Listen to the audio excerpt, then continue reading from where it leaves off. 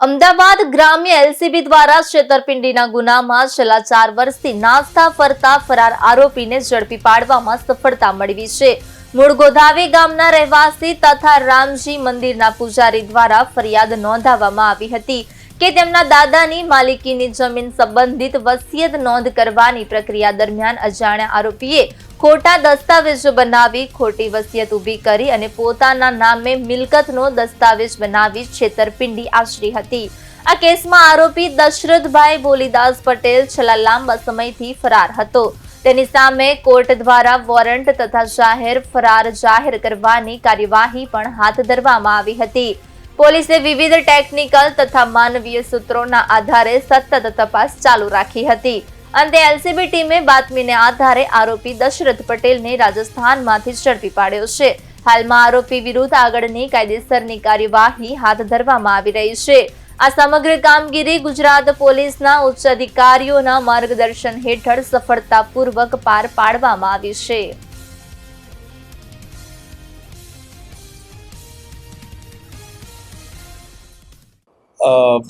LCB દ્વારા જે બોપલમાં એક ગુનો દાખલ થયો હતો। આ ગુનાના આરોપી દશરથ બોલીદાસ પટેલને નાથદ્વારાથી પકડીને લાવ્યા હતા और અત્યારે કોર્ટમાં રજૂ કરતા 4 દિવસની રિમાન્ડ મળી છે 16 તારીખ સુધીની।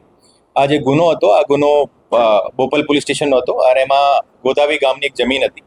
આ જમીન એમને સાણંદ સ્ટેટ તરફથી જે ફરિયાદી છે ફરિયાદીને દાદાને મળી હતી और આ જે આરોપી જે છે આરોપી એને સાથે સાથે રમણ પટેલ અને બંને મળીને આ જે જમીન હતી આ જમીનના જે વારસાઈ નોંધ હતી આ વારસાઈ નોંધમાં ચેડા કરીને એક માણસને ઊભો કરીને આ જમીન એમને પોતાને નામ કરાવી હતી और એને આધારે ચીટિંગ અને ફોર્જરીનો ઓફેન્સ દાખલ થયો છે।